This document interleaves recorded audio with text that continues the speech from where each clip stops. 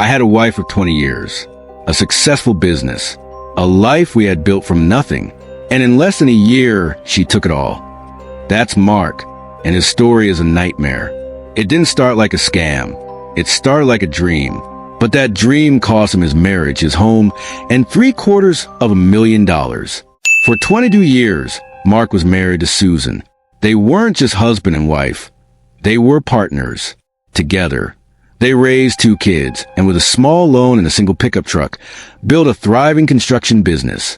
Their life was proof that hard work and a shared dream could pay off.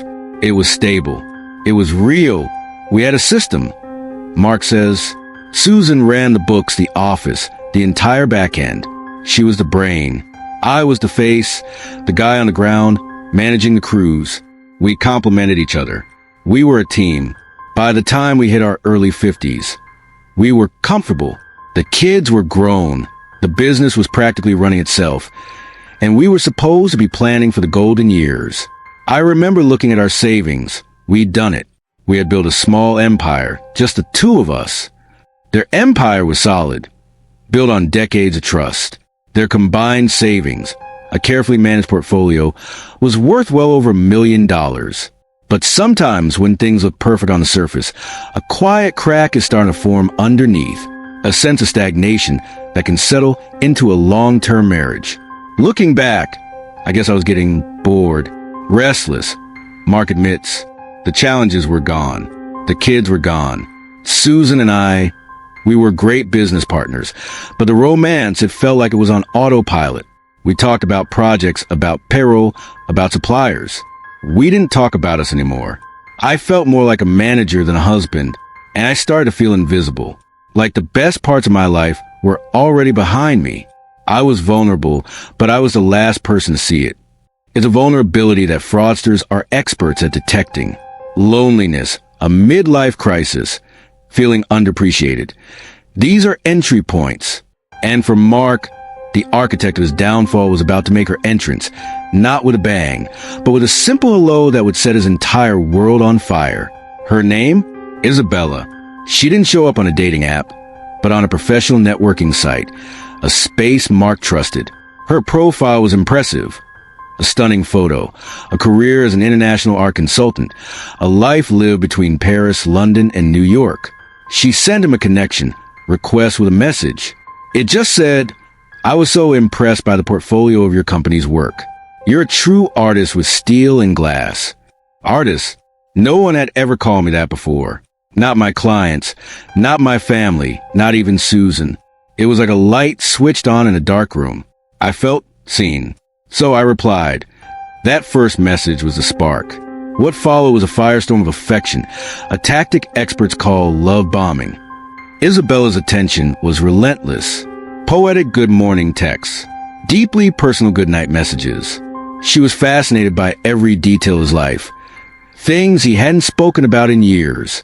It was intoxicating, Mark recalls. We'd talk for hours. Her voice was mesmerizing. She had this slight European accent. She told me she was a widow, that her late husband never understood her passion for art. She'd say things like, you and I, we are the same. We build things of beauty. She made me feel exceptional. I'd tell her about my frustrations, and she'd say, but you handle it with such strength. You're a leader. I soaked it up like a dry sponge. This is how they get you. Scammers spend weeks, even months, crafting a persona that a perfect mirror of their victims' unmet needs. Isabella wasn't just a beautiful woman. She was a reflection of the man Mark wished he could be. Worldly, adventurous, and appreciated. She painted vivid pictures of their future, of sunsets in Monaco, of him finally leaving the stress behind to travel the world with her. She'd say, this business, it's your legacy, but it's also your cage. You deserve to be free. And slowly, I started to believe her. When I'd mentioned Susan, the tone would shift. It was never overtly critical, but incredibly effective. This is where the isolation begins.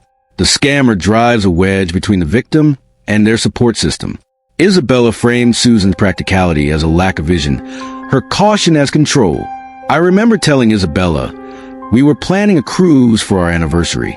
She went quiet and then said, that's lovely. It's comfortable. But Mark, Don't you ever dream of more? Of passion? Suddenly, the cruise felt boring. Susan felt boring. Isabella was selling a Technicolor dream, and my life was starting to feel black and white. When Susan asked who I was always texting, I got defensive. Isabella had told me, "Our connection is special. People won't understand. Let's keep it just for us."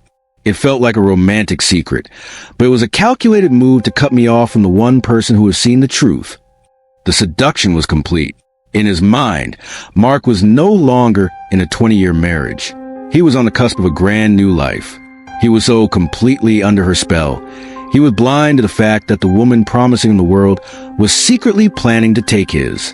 And then came the moment every scammer waits for. The pivot from romance to money. It almost never starts big. It begins with a test. It was about 3 months in, Mark says. She called, sounding distressed. Her personal laptop died right before a big meeting. She asked if I could loan her $3,000 for a new one, promising to pay it back at the end of the week. I didn't even hesitate. I wired the money. And sure enough, 4 days later, $3,000 was wired right back into my account. It's a classic move to build trust. By repaying a small loan, the scammer proves they're good for it, making the victim feel foolish for ever doubting them. With the hook set, the real fraud begins. A month later, Isabella called, bubbling with excitement. She had an exclusive, once-in-a-lifetime opportunity, an off-market deal to acquire government-seized art at a fraction of its value. The catch? It had to be a fast, cash deal. She showed me a prospectus, a password-protected website. It looked completely legitimate. She said she was putting in $200,000 of her own money, but needed another $100,000 to close the deal. It's a brutal strategy some call pig butchering, where the victim is fattened up with promises of huge returns before the slaughter. Mark, high on the romance and the illusion of an exclusive opportunity, saw it as the first step toward his new life with Isabella. I transferred $100,000 from my personal savings. The next day, I logged into the portal she'd given me. My dashboard showed my investment, and within days, a projected return of 20%. It was thrilling. I felt smart. I was doing something Susan, with her caution, would never have approved of. Isabella praised my decisiveness, calling me a savvy investor. Once the first transfer is made, the scam accelerates. The requests get larger and more urgent, always wrapped in a believable story. 2 weeks later, another tranche of art became available. But now there was a problem. Isabella said her funds were tied up in a foreign trust. She was devastated. Our dream, Mark, it's slipping away. Then she proposed a solution. Could I cover the amount from the business account? A simple bridge loan. She showed me fabricated documents proving her funds would be released. She said, "It's our money now, my love. I'll have it back to you in weeks, and the business will never even notice." This is the moment the scam pivots from personal loss to corporate destruction. I had access to the business accounts. Susan trusted me implicitly, Mark explains. I told myself it was temporary, that I'd put it back before she ever ran the quarterly reports. I made the first transfer, $250,000. The investment portal immediately reflected the new deposit, the projected profits soaring. I felt a knot in my stomach, but Isabella's constant praise drowned out the alarm bells. Over the next 6 weeks, the pattern repeated. Unexpected port fees, insurance bonds, export taxes. Each demand came with a new, plausible story. Each time, Mark transferred the money, digging the hole deeper. He became irritable at home, his stress manifesting as anger toward Susan, isolating himself even more. The final transfer was for $80,000, a customs clearance fee. She was supposedly in Geneva, finalizing everything. The total was staggering. I had funneled $750,000 from our life, from our business. The portal showed our investment was now worth over $1.2 million. Isabella said in 1 more week, the funds would be released. I just had to hold on. The collapse rarely comes with confession. It comes with silence. For Mark, the beginning of the end wasn't a call from Isabella, but from his own construction site. It was a Tuesday morning. Our main steel supplier had refused to make a delivery. Their check had bounced. I froze. That was impossible. I told my foreman it must be a bank error and hung up, my heart pounding. My hand was shaking so badly I could barely type. With a sickening sense of dread, he logged into their business banking portal. Main operating account. The balance was $3,412. He frantically clicked on their long-term savings. Empty. His personal savings. Empty. All of it was gone. Systematically wired to a web of accounts in Cyprus, Hong Kong, and Dubai. I couldn't breathe. I kept refreshing the page, praying it was a glitch. But it wasn't. It was real. I immediately called Isabella. Straight to a disconnected message. I tried the messaging app, user not found. I went to the networking site. Her profile was gone. The investment portal, the one showing our $1 million fortune, was now just a dead link. 404 not found. In that moment, the fantasy evaporated. There was no art portfolio, no villa in Monaco, no soulmate named Isabella. Just a gaping $750,000 hole where his life used to be. The silence that followed was filled with the terrifying reality of what he had to do next. Tell Susan. That was the hardest walk of my life. From my home office to the kitchen where she was paying bills. She saw my face and knew something was terribly wrong. She thought someone had died. I had to tell her. It was worse. The words just spilled out. The affair, the woman, the investment, the money, all of it. The aftermath was a nuclear winter. Susan's reaction wasn't rage, but a chilling, profound sense of betrayal that was far more devastating. The financial ruin was one thing. The destruction of 22 years of trust was a fatal blow. She didn't scream. She just looked at me, and I could see 2 decades of partnership turning to dust in her eyes. The business we built was insolvent. We were going to lose our home. And it was all because I chose a fantasy from a stranger over the reality I had built with my wife. The marriage didn't survive. It couldn't. How could she ever look at me again? The scammer took our money, but I was the one who destroyed our marriage. The business collapsed within a month. Their home went into foreclosure. The divorce was quiet and swift. Susan was left to pick up the pieces, while Mark was left with nothing but shame. Mark's story is devastating, but it's terrifyingly common. In 2023, the FTC reported that romance scams cost victims in the U.S. another $1.14 billion.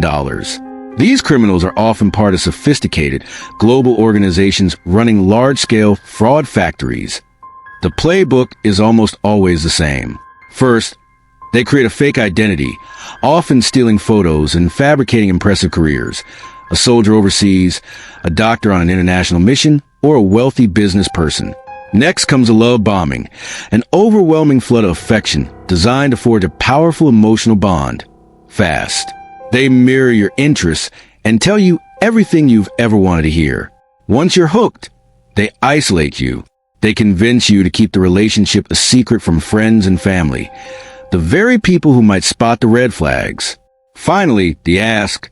It often starts small, but can escalate into the most destructive tactic, the fake investment or cryptocurrency scam. The scammer presents a too-good-to-be-true opportunity, complete with fake websites, luring the victim into transferring huge sums. So how do you protect yourself? Experts offer clear advice. First, be cautious of any online relationship that moves too fast. Declarations of love within days or weeks are a major red flag. Second, do your research. Use a reverse image search on their profile pictures. If the photos have been stolen from someone else, it's a scam. Third, and most importantly, never, ever send money to someone you haven't met in person. The moment they ask, assume it's a scam. Finally, insist on live video calls. If they constantly have excuses for why their camera is broken, it's a massive warning sign. I thought I was too smart to fall for a scam. Mark says, I'm a businessman. But this wasn't about intelligence. It was about emotion. She found a void in my life, a need to feel special, and she filled it. She sold me a better version of myself, and I bought it. My advice? If it feels too good to be true, it is. If you have a good life, a partner, don't trade it for a fantasy. Because when that fantasy disappears, and it will, you'll be left with nothing. And the person you'll have to blame the most is yourself. Romance scams leave financial ruin and deep emotional scars. If you or someone you know has a story like Mark's, sharing it can be a powerful warning. Your experience could save someone else from the same heartbreak. Mark is now working to rebuild his life, but the losses are largely irreversible. The money is gone. His business is a memory. His marriage is over. His story is a brutal reminder that in our connected world, the person who seems like a dream come true might just be a nightmare waiting to take everything you have.